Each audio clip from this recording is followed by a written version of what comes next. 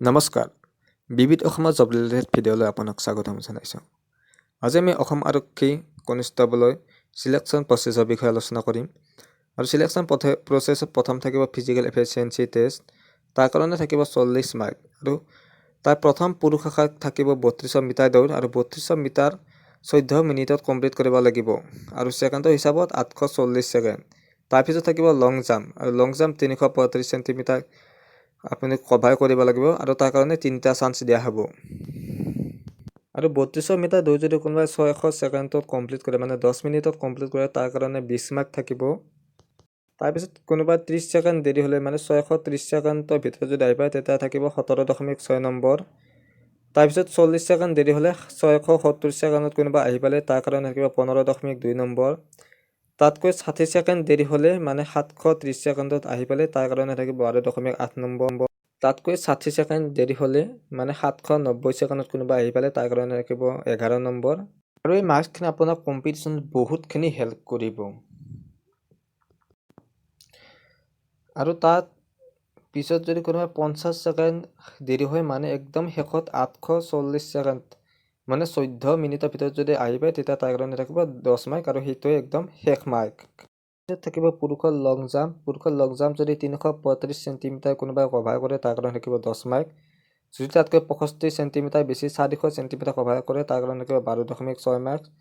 যদি তাতকৈ 50 চেণ্টিমিটাৰ বেছি 450 চেণ্টিমিটাৰ কোনোবা কভাৰ কৰে, তাৰ কাৰণে থাকিব 15.6 মাৰ্কছ।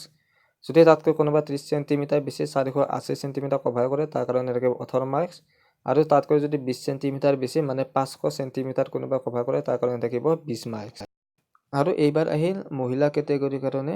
মহিলা কেটেগৰীত ৰেচ থাকিব 1600 মিটাৰ, আৰু সেইটো 8 মিনিটত কমপ্লিট কৰিব লাগিব। তাৰপিছত থাকিল লং জাম্প, সেইটো 246 চেণ্টিমিটাৰ, আৰু প্ৰত্যেকটা কাৰণে 3টা চান্স দিয়া হ'ব।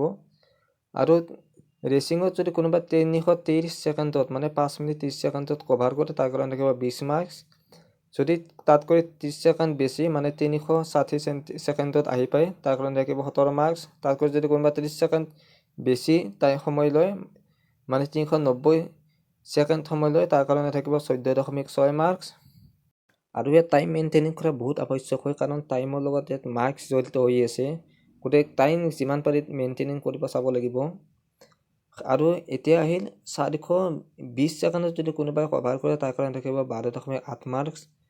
যদি কোনোবাই 460 ছেকেণ্ডত কভাৰ কৰে, তাৰ কাৰণে থাকিব 10.8 মাৰ্কছ।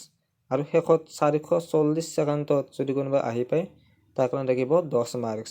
এতিয়া থাকিল মহিলাৰ লং জাম্প। মহিলাৰ লং জাম্প থাকিব 246 চেণ্টিমিটাৰ, তাৰ কাৰণে থাকিব 10 মাৰ্কছ। যদি কোনোবাই 289 চেণ্টিমিটাৰ কভাৰ কৰে, তাৰ কাৰণে থাকিব 10.8 মাৰ্কছ। যদি কোনোবাই 319 চেণ্টিমিটাৰ কভাৰ কৰে, তাৰ কাৰণে থাকিব 13.6 মাৰ্কছ। যদি কোনোবাই 349 চেণ্টিমিটাৰ কভাৰ কৰে, তাৰ কাৰণে থাকিব 16 মাৰ্কছ। আৰু শেষত 389 যদি চেণ্টিমিটাৰ কোনোবাই পাছ কৰে, তাৰ কাৰণে থাকিব 20 মাৰ্কছ। আৰু এই গোটেই চিলেকশ্যন প্ৰচেছটো আপোনাৰ CC কেমেৰাত বন্দী থাকিব।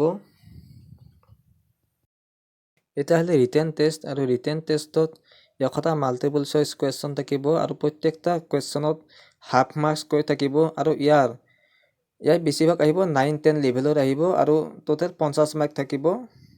আৰু ইয়াৰ কাৰণে এটা ভাল হৈছে, ইয়াত নিগেটিভ পইণ্টছ নাই। তাৰপিছত এক্সট্ৰা কাৰিকুলাৰ এক্টিভিটিছ আৰু স্পেচিয়েল স্কিলৰ কাৰণে তাত প্ৰথম UB কনিষ্টেবলৰ কাৰণে হাই ছেকেণ্ডাৰী লেভেলত যদি কোনোবাই 45ৰ পৰা 59.99% পাইছে, তাৰ কাৰণে 2 মাৰ্কছ থাকিব। যদি কোনোবাই 60 পৰা 77.99% পাইছে, তাৰ কাৰণে 3 মাৰ্কছ থাকিব। আৰু 75% কোনোবা যদি ওপৰত পাইছে, তাৰ কাৰণে 5 মাৰ্কছ থাকিব। সেইদৰে AB কনিষ্টেবলৰ কাৰণে মেট্ৰিক লেভেলত যদি কোনোবাই 45 পৰা 59.99% পাইছে, তাৰ কাৰণে 2 মাৰ্কছ। যদি কোনোবাই 60 পৰা 76.99% পাইছে, তাৰ কাৰণে 3 মাৰ্কছ।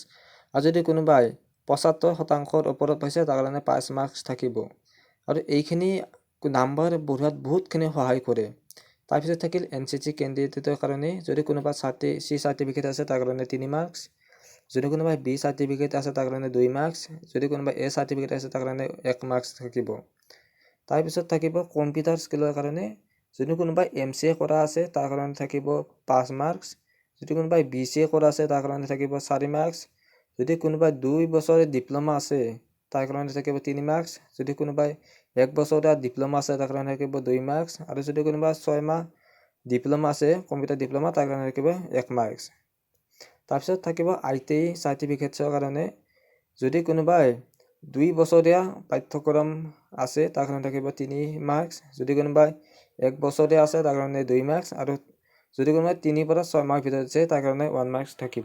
এক্সট্ৰা মাৰ্কছ যিমানে নাথাকক কিয় এটা কেণ্ডিডেটে 10 মাৰ্কছৰ উপায় নাপায়, কাৰণ এইটো 10 মাৰ্কছ। এতিয়া টোটেল নাম্বাৰ আহিল PET মানে শাৰীৰিক সক্ষমতা পৰীক্ষাত 40 নম্বৰ সৰ্বমুঠ নম্বৰ, তাৰপিছত থাকিলে ৰিটেন টেষ্টত 50 নম্বৰ সৰ্বমুঠ নম্বৰ, আৰু এক্সট্ৰা কাৰিকুলাৰ এক্টিভিটিছৰ কাৰণে 10 মাৰ্কছ থাকিব। এতিয়া 40, 50, 10 ইকুৱেল 100 নম্বৰ, আৰু 100 নম্বৰ টেষ্টত কোনে কিমান পায় সেইটোৰ ওপৰত ডিপেণ্ড কৰিব, আৰু মেৰিট লিষ্ট সেইখনৰ ওপৰতে আহিব টোটেল 100 নম্বৰৰ ওপৰত। আৰু আজি ভিডিঅ'টো এইখিনিয়ে আছিল। আশা কৰোঁ ভিডিঅ'টো ভাল হৈছে আৰু আপোনালোকে উপকৃত হৈছে। যদি উপকৃত হৈছে আপোনালোকে বেলেগ কেণ্ডিডেটলৈ শ্বেয়াৰ কৰিব, যাতে তেওঁলোকৰ সকলো কথাখিনি বুজি পায় আৰু চিলেকশ্যন হোৱাত সহায় হয়। ধন্যবাদ।